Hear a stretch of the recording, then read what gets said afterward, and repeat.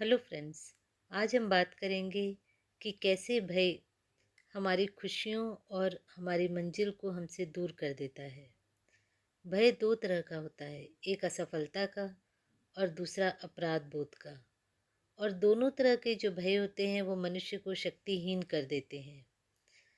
पर हम एक ऐसे भय की बात करेंगे जो हमें अंदर से दीमक की भांति खाते हुए अंदर से खोखला कर देता है। दोस्तों, हम जानते हैं कि जब भी हम भयभीत होते हैं, इससे हमारी प्राण शक्ति का नाश होता है। काम करने की क्षमता तो नष्ट होती ही है, साथ में हमारे शरीर पर दुष्प्रभाव पड़ता है और हमारा मन कमज़ोर होता जाता है। भयभीत व्यक्ति का मस्तिष्क से संपर्क भी टूट जाता है, इसलिए वह इस समय जो भी करता है वह बिना मस्तिष्क के करता है और मुसीबत में फंस जाता है। आज हम देखेंगे कि जो ये भय है वो हमें अंदर से खोखला क्यों करता है। अक्सर ऐसा होता है कि हम किसी समय गलत कर जाते हैं या ऐसा कुछ कर जाते हैं जो हमें नहीं करना चाहिए। यह गलती हम में एक अपराध बोध को उत्पन्न कर देती है और यह जो अपराध बोध होता है ये हमारे लिए प्राणलेवा हो जाता है।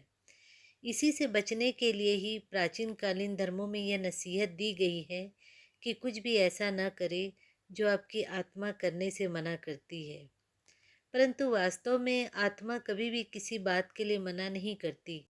उस कार्य को मना मस्तिष्क करता है, क्योंकि जो बचपन से संस्कार एकत्रित करता है, जिसे प्रत्येक क्रिया के परिणाम का ज्ञान रहता है, वह मना करता है। यहाँ जो परमात्मा होता है वह हमें अनीति तथा मर्यादा विरुद्ध आचरण से मना करता है। इस प्रक्रिया का किसी धर्म से कोई संबंध नहीं है, न किसी पाप पुण्य या लोक परलोक से मतलब है। यह तो एक प्रकृति की व्यवस्था है जो हमारे मानसिक जगत को इस प्रकार निर्मित करती है कि प्रत्येक जीव अपने क्रियाकलापों को नियंत्रित कर सके। हमारा यही गुण हमें आग, जहर, खतरों आदि से भी बचाता है, क्योंकि यह प्रकृति की व्यवस्था है। अगर भय की उत्पत्ति न हो तो हम खतरों से भी बच नहीं सकते। भय की उत्पत्ति खतरे के संकेत से होती है और यह संकेत मस्तिष्क देता है। जब कोई भी बात ऐसी आती है जिसका परिणाम हानिकारक होने वाला होता है तो मस्तिष्क रेड अलर्ट कर देता है, जिससे हम सतर्क हो जाते हैं और उस कार्य के प्रति सुरक्षात्मक उपाय करते हैं। किंतु जब मस्तिष्क के हम संकेत को नहीं मानते, तब हमें एक अपराध बोध उत्पन्न होता है।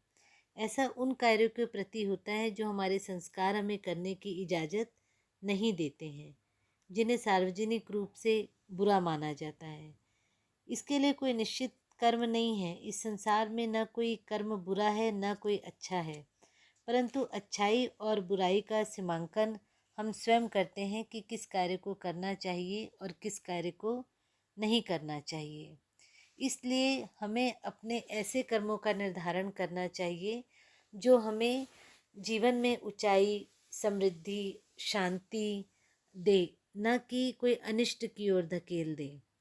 क्योंकि जब हम अनिष्ट कार्य करते हैं तो उससे हम अपने आप से ही भयभीत रहते हैं। मर्यादा के विरुद्ध छुपकर किसी भी काम को अगर हम लालसा के वशीभूत होकर करते हैं तो याद रखिए इसका हमें समाज से, कानून से, परिवार से किसी न किसी रूप में, चाहे वह अपमान के रूप में हो, चाहे उपहास के रूप में, जिल्लत या दंड मिलने का भय बना ही रहता है।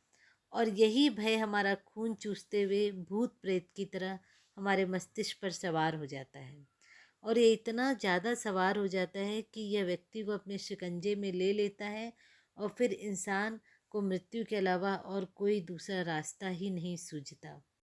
इसलिए आज की युवा पीढ़ी को एक संदेश है कि आप झूठ न बोलें। ऐसा कोई काम न करें जिसे छिप कर करने की आवश्यकता आपको महसूस हो रही हो, क्योंकि जो काम आप आज ऐसा कर लेंगे वह आपके आने वाले जीवन को दुखी बना देगा।